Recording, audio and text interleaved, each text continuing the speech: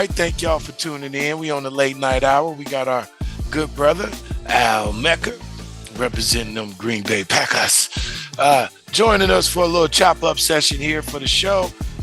He's a regular, so we're going to talk a lot, and he's going to have his own segment. It's going to be called Mecca's Moments, where he'll kind of pick the important moments of games that he chooses each week as well. Now, so, hey, Al, how you feeling, bro? Thank you for coming tonight.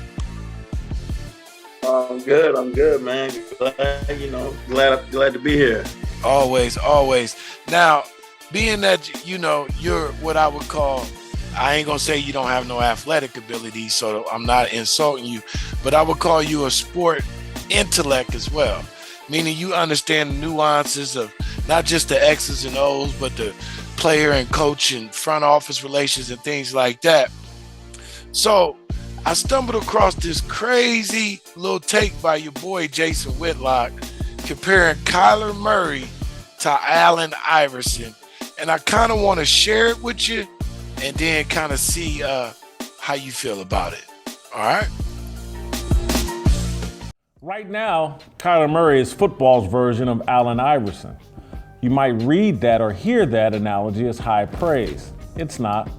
It's recognition of Murray's dynamic skill, diminutive size, and uncanny ability to answer the problems he creates for the Arizona Cardinals. A week after an embarrassing performance in the season opener, Murray added 2 more quarters of uninspiring play to his 2022 resume. At halftime on Sunday, his Cardinals had a real problem. They trailed Las Vegas 20-0.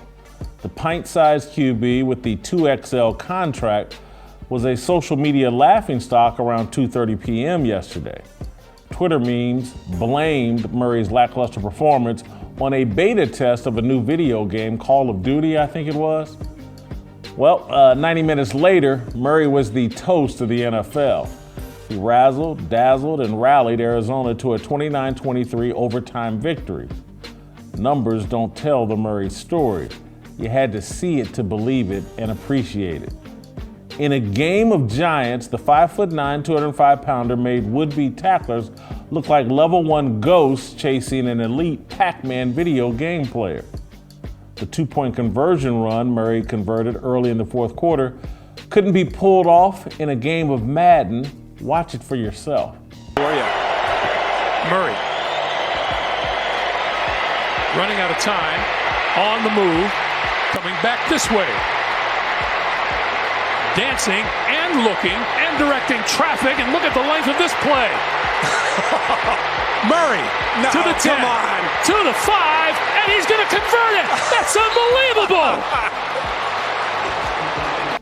It's crazy. It was absolutely crazy. Later in the fourth, on a play that will be forgotten, Murray escaped the sack, danced around in the backfield, and forced a holding call on Las Vegas that converted a 4th and 4.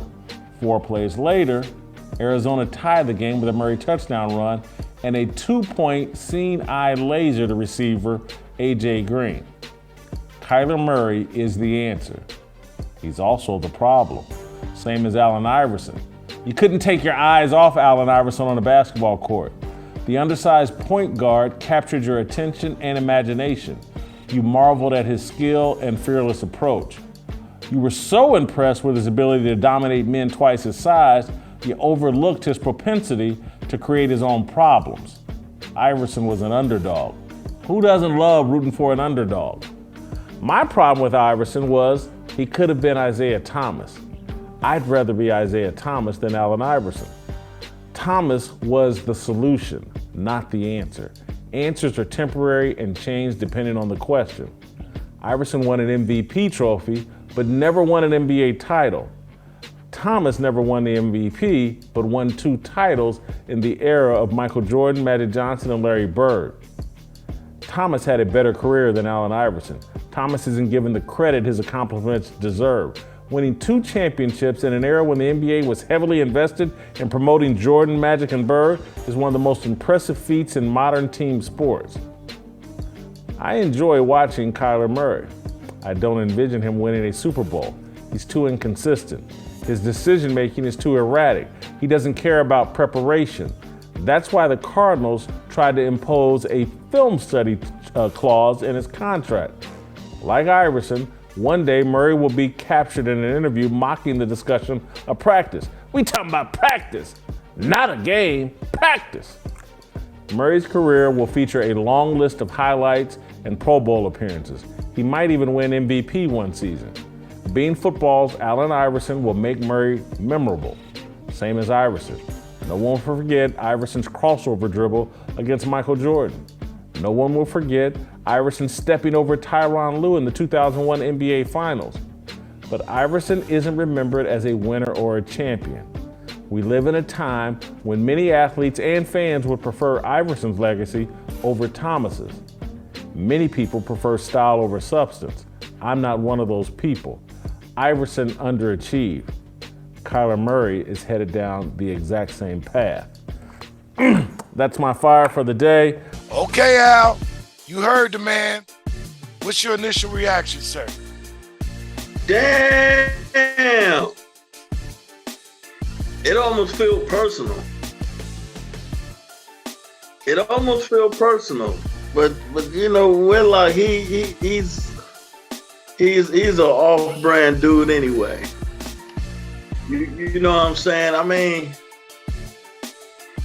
Allen Iverson. Nobody's saying Kyler Murray's gonna go down as one of the all-time great quarterbacks, and I get it. They gave him money. Because me personally, I thought the brother should have played baseball. That's just my personal opinion. But I mean, he's making do with what he has as far as his ability. Okay. You know what I'm saying? And the Cardinals should know what they signed up for. Right. When you draft a quarterback, there's certain things you look for. So clearly, they was prepared for this. The irony of it, when you had a diminutive, creative quarterback by the name of Doug Flutie, it was okay.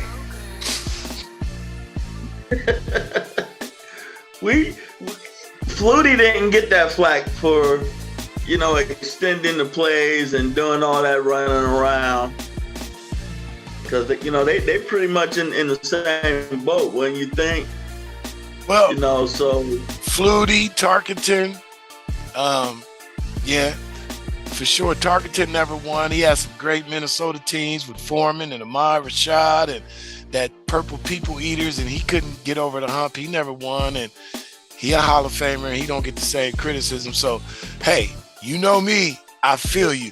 But let me ask this question, though, because I don't disagree with nothing you saying. You make a lot of valid points. It seems to be something personal there, right? Something. I don't know what happened. But when he brought in the Isaiah Thomas comparison, is he trying to say that Kyler Murray does have an opportunity to be more like Isaiah Thomas and less like Allen Iverson in terms of being a championship winner, winning the big one? I look at it like this. If we're going to go that route, you got to look at what Isaiah was surrounded with. Isaiah had a hell of a team. A hell of a team. Without that team, Isaiah Thomas would have did what AI did. Got his buckets. You know what I'm saying? I mean, it's just that simple. So really, in AI's case, it's about the front office not making the right moves to surround it with more of a stronger supporting cast. You know, if we gonna just be all the way 100 about it, they never got it. I mean, we ain't shitting on East, Snow, and McKee and the rest of the squad, but they ain't gonna get him nobody, bro. Yeah, they ain't make a play for Tracy McGrady. It's a lot of guys they didn't make a play for. So they was comfortable with AI carrying the load. So once again, Arizona know what they signed up for. So clearly, they're comfortable with it. You know, every team has their philosophies, and they understand who they have on their squad. So if they gave him the money, they clearly willing to roll with it. He ain't doing nothing, no different than he did last year, playing style. So they know what they signed up for. They know who they in bed with. And they already done paid him, and he got a certain amount of guaranteed money that ensures that, I mean, he's not going nowhere. So I mean, I thought the comeback was miraculous. Yeah. I mean, I don't care what yard style you playing in. When you could play in the NFL at that level at the end of the game and make them kind of plays, you got to give credit where credit is due. He won the game. All wins ain't pretty. That's true. That's true. All wins. Hell, some teams have ugly seasons. So you think Whitlock reaching a little bit here? I think he reaching a lot of it. He needs to shut the fuck up. So just I ain't gonna perk. Sometimes, I like Whitlock sometimes. I ain't gonna sit here and lie, Al. Sometimes I be loving me some Whitlock. But he likes to stir the pot, man. It's like let's get over the shock media. Stick to the script. Like, let's have some real substantive discussions instead of just trying to just say something or create a discussion that really has no ultimate value in the end, right? It's not gonna do nothing. Right, I get it. Because I'm like, how can you focus on that and he won the game? And that's what you come out. That's what you got out of that. That's odd. Yeah, that's.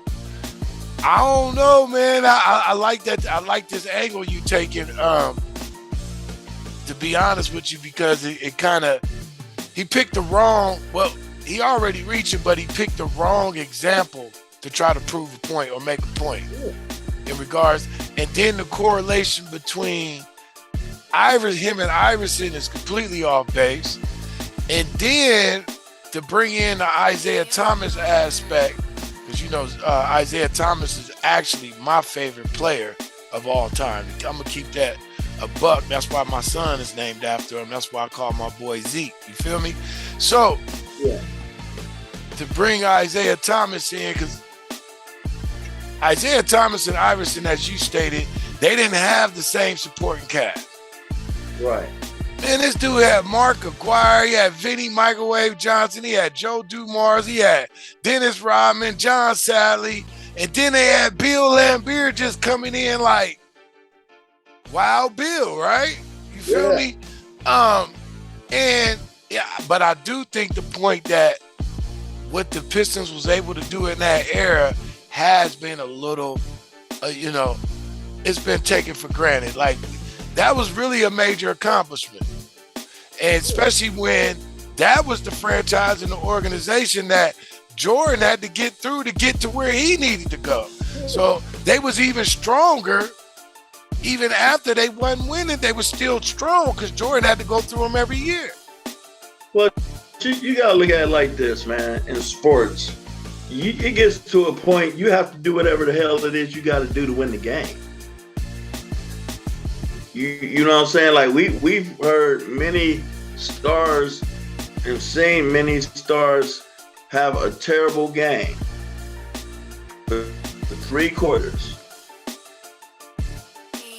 But when it counts the most, and we've seen vice versa, have a great game, but when it counts the most, shrink. So sometimes, give me the moment. Give me the guy that's big in the moment. Right. I like that because that's when it counts, right? Yeah. I mean, I'm looking for these Aaron Rodgers highlights because I want to go over with you here how the Packers was looking and how that receiving core, to me, is starting to mature.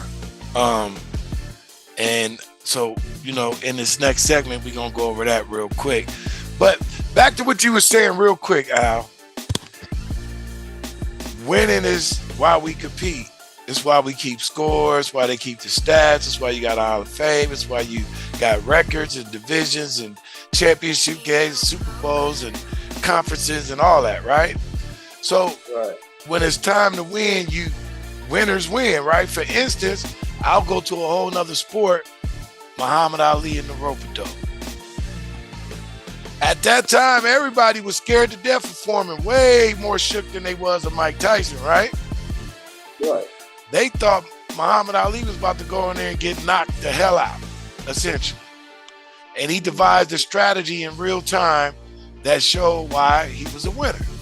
So, to me, when you get a player like Kyler Murray, I wouldn't even compare him to Allen Iverson. Allen Iverson wasn't so much as an improviser as he was just an energizer, and he just went hard the whole game and gave you everything he had. Right. And that was down to the last whistle. Kyler Murray is playing a totally different sport that has totally different types of strategies, right? So, to me, being able to do what he can do can be very important in the playoffs. When plays break down in the playoffs, or, let's be honest, receivers don't run the right damn routes, Al. I mean, we don't know what's really happening on those plays, do we? Exactly, because, at the end of the day,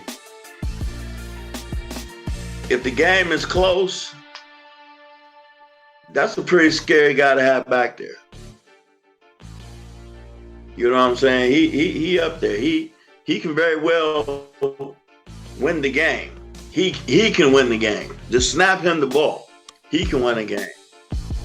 Lamar Jackson, you know what I'm saying? Like, he has the ability to win the game. Like, okay, boom. Like, everybody, once that field open up, Mighty Mouse, we saw it. So is Whitlock trying to Cal and Cowherd Murray like Cal and Cowherd did Baker Mayfield? It seemed like all these sports heads, they pick a player and they go hard on them, and then if they then it kind of builds their stature like they some kind of sensei or something, and they can see that a player ain't got it. Or you get what I'm trying to say? Like, I was the first one that called that this guy was going to be trash or whatever the case was going to be. Now, so let me ask you this then to wrap this one up on Whitlock. Do you think Kyler Murray will ever win a Super Bowl?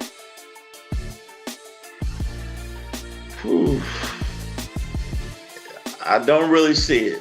I think he's going to be a player who's exciting to watch. Probably won't even be a Hall of Famer. But, a lot of times I just enjoy these guys for the moment. I don't really try to forecast what the career going to be. It's some in football. There's so many variables. We've seen where a team can light it up on offense, but your defense losing the game. Special teams lose the game. Right. So who do we really pin that on? You throw for 600 yards, but your defense couldn't hold water. Well, I'm not getting back into the Browns collapse. I had Brother Love on, and he got so upset and heated, I had to cuss him out, and just to calm him back down and reel him back in. You feel me? But all right, so I respect that opinion, and let's move into this next segment. 5, 4, 3, 2, 1. All right, we back for a last minute chop session here with Al Mecca. Al, I gotta discuss the Packers with you because I can't say one thing one week and then act like I never said nothing the next week. I did watch the game, and I did see some maturity from the wide receiving core starting to be where they're supposed to be, right? Because that's all Rodgers asked you to do. But being that I know you are honest, unbiased Packers fan, I wanted to give you the opportunity before we close out the show to kind of tell me what you saw this past Sunday. What I saw this past Sunday was an adjustment. All right, basically, week 1, let's get out here and shake some of the dust off. Let's get some of the rust off. You know what I'm saying? That's all that pretty much was. Whatever. Now, they got a taste, and I seen it boils down to coaching. What you saw was your veteran receivers being used more. That's what you saw. And you also saw a running game. Yes, you and the running backs were also receivers. Yes, they Aaron were. Jones got some nice passes. So what you saw was an adjustment. We're going to put our best players on the field. Let's make it happen. You know what I'm saying? The young guys, they still got work to do. You know what I'm saying? But now they're getting an understanding of what's expected, a better understanding of the flow of the game. Because mind you, Rodgers ain't played a game with these dudes. That's true. And no preseason action. Right. So we really got to wait till like week 4 or 5 before we see everybody start clicking. Yeah. And that's damn near across the board. Like, people done wrote Cincinnati off already. Yeah. But they can turn it around. Well, I want to be on record as saying I'm not a big believer in Joe Burrow. I'm not about to argue about it, so don't try me, bro. I know you. But I'm just saying, I'm putting that on record. I wanted to be officially on the record, so when we get to the end of the season, y'all can't say I'm lying. So how about this? Is it you don't got a lot of faith in Joe Burrow, or is it more of this is where I kind of stand with it, that offensive line? Yeah, I'm with you. That's kind of where I'm at. Because look, man, I don't care how tough you are. Think about it. He took a beating last year. He getting his ass whooped. And then what happens? This is the NFL, Mr. Burrows. You have to stay ahead of the curve. Cincinnati Bengals. Okay, you got to the Super Bowl. But in the NFL, you don't pick up where you left off. You have to hit reset. All right, now listen to this real quick then, since you brought up Burrow. I heard some brothers talking today about the Burrow situation. And basically where they came at it from was they talked to some NFL offensive coaches who are saying that 80% of his hits is because he's holding the ball too long. Mm-hmm. So if 80% of his hits is because he's holding the ball too long, then I'm not a believer in Burrow. I'm with you. And you know what that boils down to? The scheme. Yep. Because, like, for example, we go back to my boys, the Packers.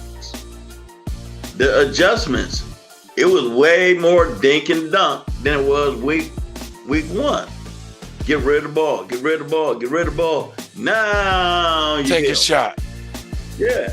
Burrow, it seems like Cincinnati is always trying to take it. And you're going to get your quarterback killed because he need time for that receiver to get in the open. Yeah. Especially when they know you want to go to the deep ball to your mans in there. They know you want to go deep. So they going to play on that. You got to hit reset. You got to ask the offense. They should have learned from last year. You know what I'm saying? And they got a hella fire running back. Yeah. But, Mixon is a beast. You know, sometimes a team want that next golden boy. They want the golden boy. So they want him to shine, shine, shine. Well, if they keep getting Burrow hit, he gonna get punch drunk. And we all seen quarterbacks when they get punch drunk, it's over. Yeah. You're gonna have a short career. You're gonna have a short career. Told you, they gotta hit that reset button. Don't try to rely on what you did last year. You gotta hit that reset button. All right. Well, And I want to say one thing, though. I got one thing I got to say. He's still my guy, but where was them Devontae Adams stats this weekend? Oh, we shit talking. Let's go, baby. See, that's what I'm talking about. We shit talking. Yeah, baby.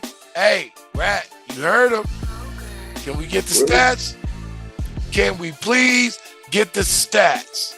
We got official call out. Oh, so since you said that before we close the show, I want to remind everybody, you can submit a clip up to 30 seconds talking shit about football.